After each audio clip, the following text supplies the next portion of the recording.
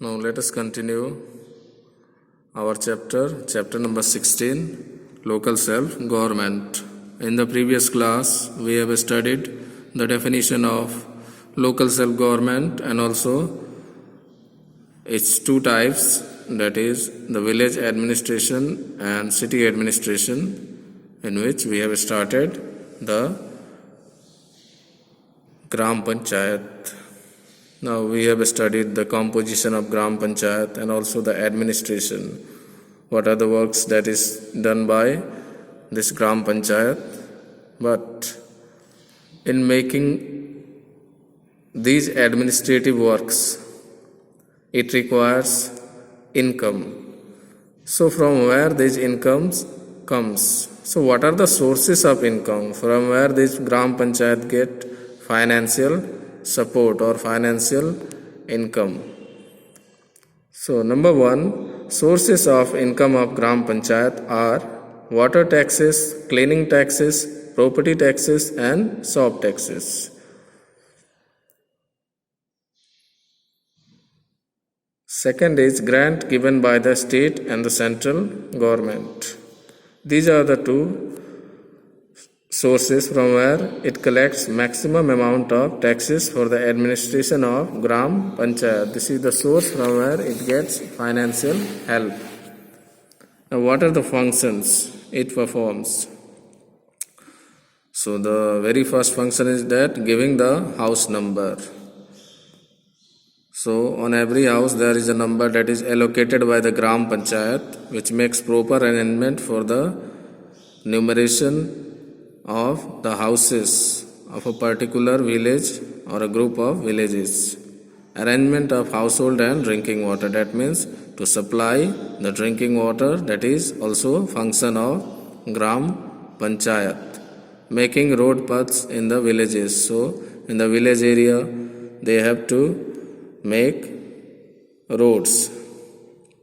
Cleaning of village street and disposal of dirty water.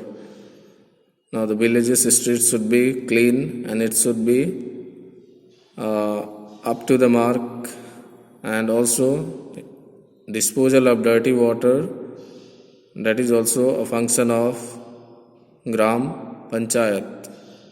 Maintenance of public property. Those properties which comes under the government, their maintenance and supervision is also done by this Gram Panchayat.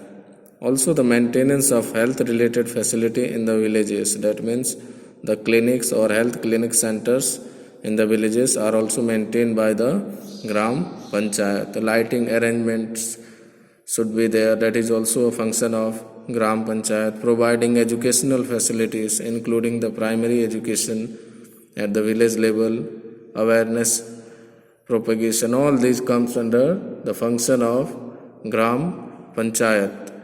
Also the planning of the village development. They make plans how the village can be developed. Maintenance of crops and pastures in the village in order to educate the farmers and maintain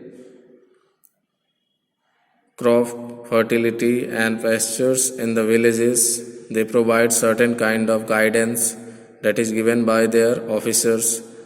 Maintenance of land asset offices and also the death and birth registers, that also comes under the function of Gram Panchayat.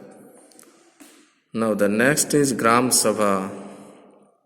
As we know from the name that it is a Sabha or a meeting of a village. In general language, Gram Sabha means to collect the villagers.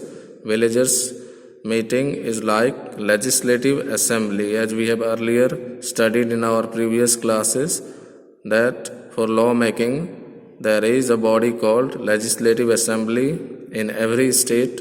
Similarly, for village there is Gram Sabha. Now all the elderly people of the villages are considered as the members of Gram Sabha. That means all those peoples who are experienced enough and old enough are considered to be a member of this Gram Sabha. All of them are supposed to remain present, have the right to cast vote and even to put a proposal, and they all are supposed to be there in the meeting, and also in case of voting, and even they can put some proposals for the development of village or gram.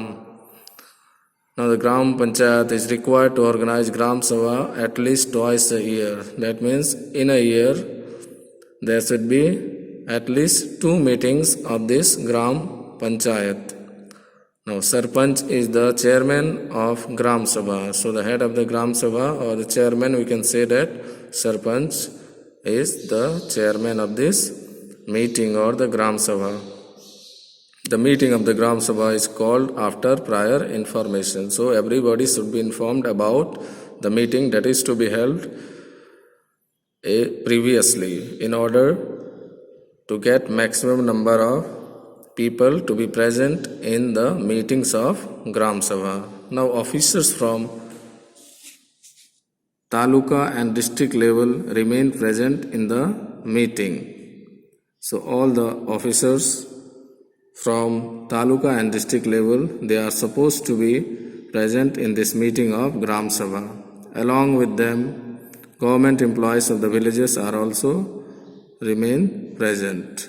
That means village officials are also supposed to be there in the meetings of Gram Sabha.